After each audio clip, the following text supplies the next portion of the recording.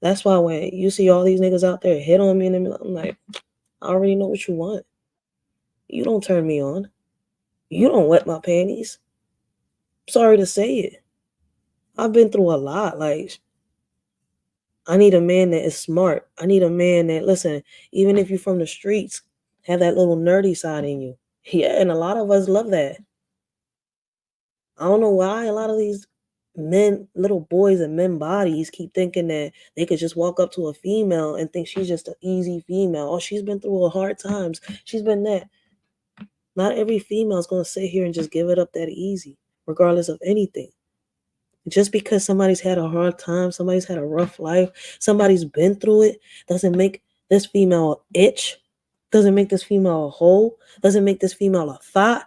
A lot of them got they together because of what they've been through. A lot of them don't. A lot of females take the wrong path. A lot of men take the wrong path. And you could actually, it's logic. You could see why they took that path. A lot of them didn't have the right support or didn't know how to come out of the situation they was coming into. Me personally, I'm not going to sit here and lie. I had people try to help me. I had people try to reach out to me. Just because I at the moment didn't understand, just because I at the moment couldn't tell what they was doing, doesn't mean it. No, it didn't happen. Yes, it did. I was being hard-headed. I was reacting out of anger. I was reacting out of that pain. But you know what I do now? Now what I do is I turn that pain into motivation. I don't sit here and lash out on it no more. Now I can sit here and I can think, like, okay, I went through this. How can I overcome this? What can I do to sit here, especially when I get them triggers? Yeah, I still get them. Listen, I may have won a battle, but I didn't win the war. And when you get trauma, you get PTSD, and a lot of us have it. I ain't gonna sit here and lie. All I see is female doctors. All I see is female therapists. If it's not a female, I don't feel comfortable.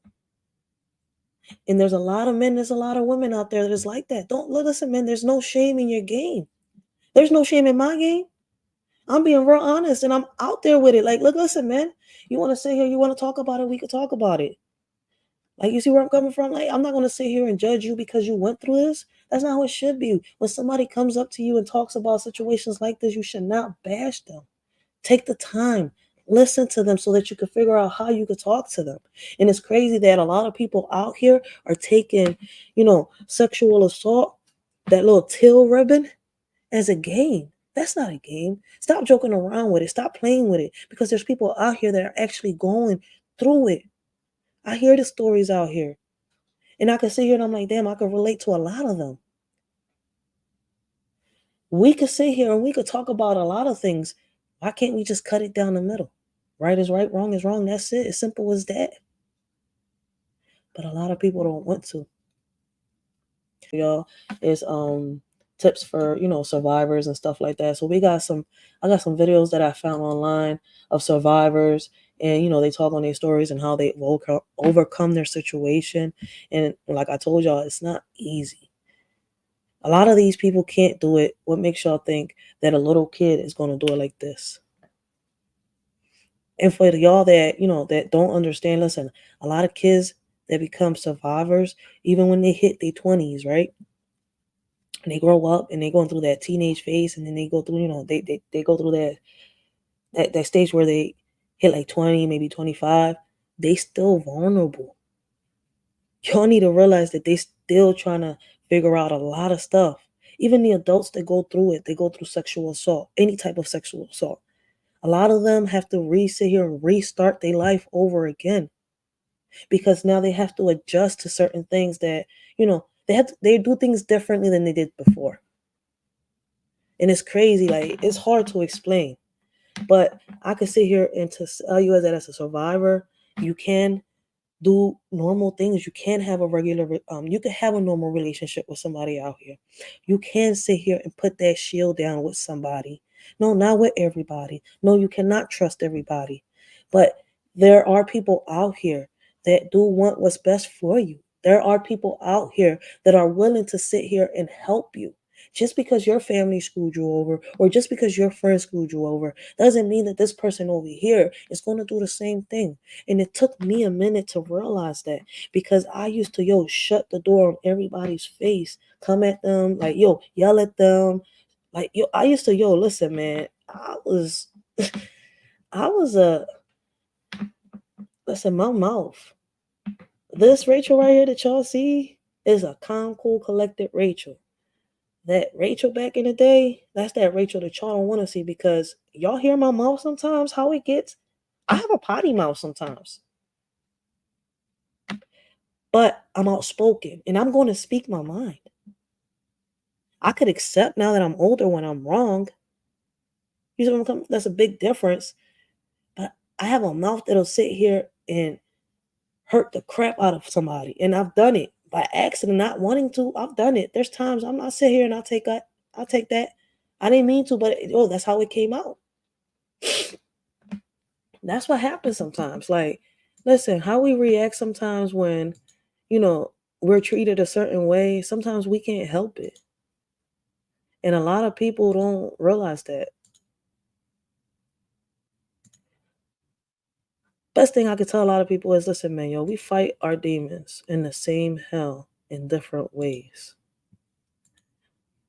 Right? And for a lot of y'all, listen, let me take a minute. Let me let y'all know I got my Facebook down there in the chat. I got my email. I got my TikTok. And for those of y'all, and if anybody, my bad, I forgot to say this because I'm about to start the reaction videos.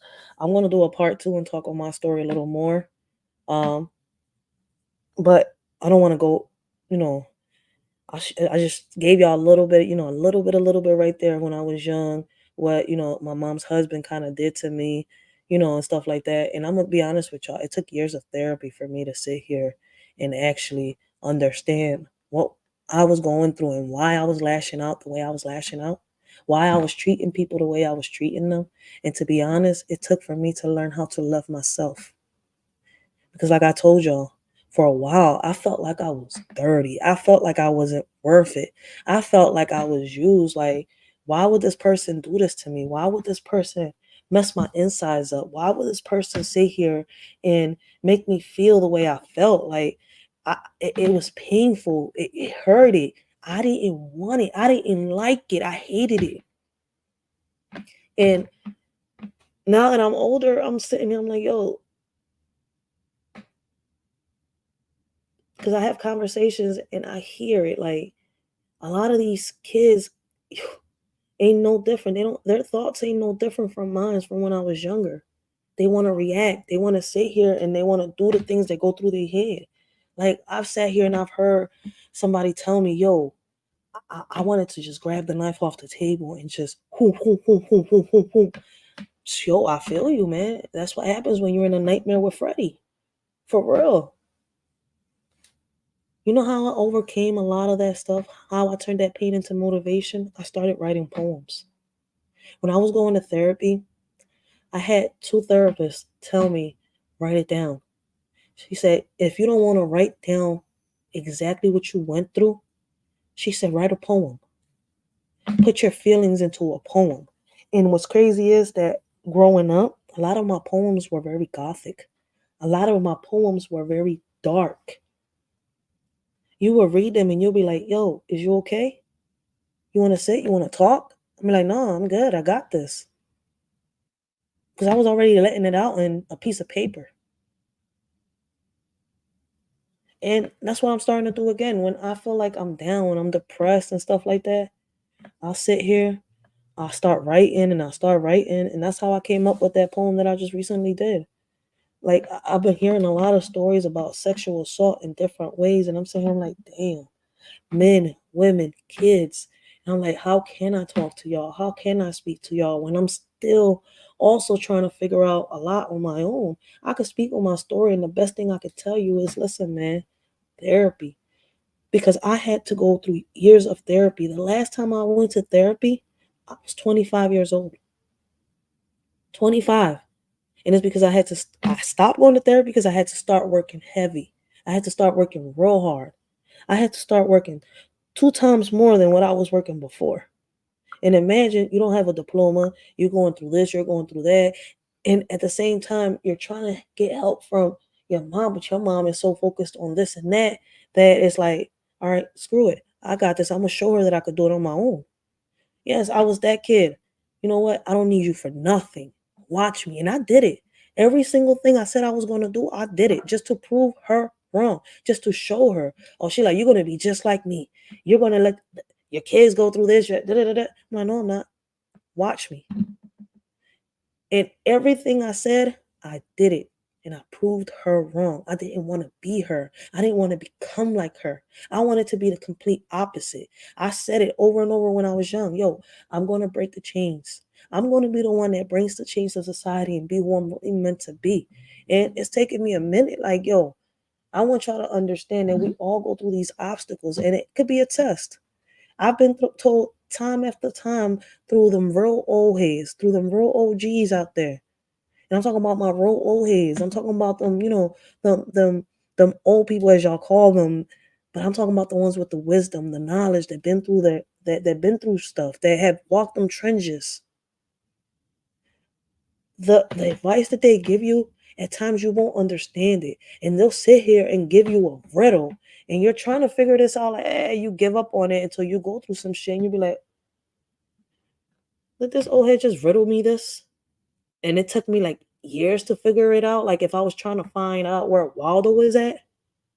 Yeah, that's how it be. That's why I love these old heads. Because regardless of anything, whether you get what they're telling you right there at that moment, you'll get it afterwards. And I've been blessed. I've been blessed that I've had old heads pull me by the ear and say, yo, shorty, your shit stink. What the hell do you think you're doing? I've been blessed. I could sit here and honestly say that. I ain't mad. Why get mad at these old heads that are trying to spread that knowledge to me? Trying to tell me, look, listen, man, if you try it this way, it might be beneficial for you. It might work out for you. If you do it this way, you're going to end up sinking yourself in a bigger hole. So, yeah, these old heads got a lot of knowledge, and we just don't even listen, man. A lot of these old heads have been through a lot of the stuff that we've probably been through, or probably worse, and they have figured out ways to overcome their situations. So, like, yo, like I said, we're gonna have a part 2 to this, and we're gonna keep talking a little bit more on story time. And I'm gonna let y'all know a little bit of what I've been through with that man, how I overcame the situation with my mom. And trust me, me and my mom had, I would say, a love-hate relationship. I loved her. I just wanted her, attention. I wanted to figure out, how to, get her to like, yo, notice you got 5 kids. You see where I'm coming from? Like, yo, we want your love. We want your affection. Can you talk to us? Can you listen to us? Can you trust us? But all 5 of her kids got almost the same treatment, but one. It's crazy. That's why I said I'll go more into detail, story time, into that. But we're going to react. I'm going to show y'all some videos of survivors out here, right? And like I said, the whole purpose of this is to let y'all know, look, listen, man, speak your truth, speak on your story. There's always going to be a hater out there. There's always going to be somebody that's going to say something, regardless of anything. Say what you got to say.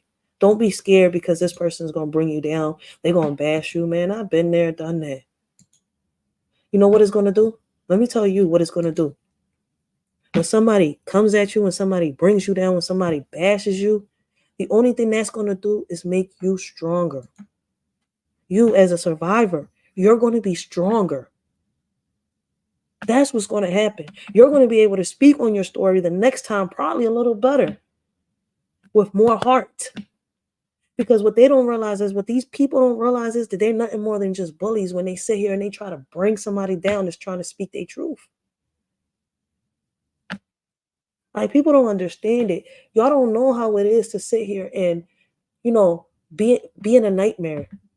Y'all don't know how it is to feel, to live a nightmare time after time and not be able to get out of it, not know how to get out of it because you're stuck.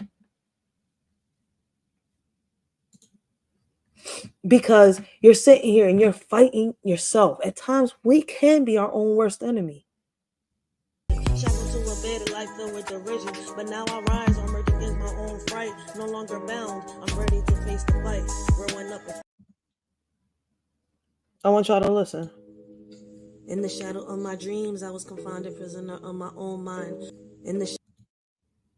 So yeah, as y'all can see, came up with the poem. I've uploaded it on my channel for those of y'all that want to hear it. Yo, we all have had a nightmare with Freddie. We've all felt like we've been chained to a bed in a nightmare that we can never come out of. We think we up, we woke, and we're right back in that same nightmare, and we haven't even woken up yet. When you do wake up, you just wake up in cold sweat and tears, thinking that what you was just going through is real, not realizing that at that moment you're still laying in your bed in the house in a different time, in a different, like, yo, it's crazy. Like, we need to see that we need to get out of that shell. We need to break them chains because we can survive. We can't become warriors.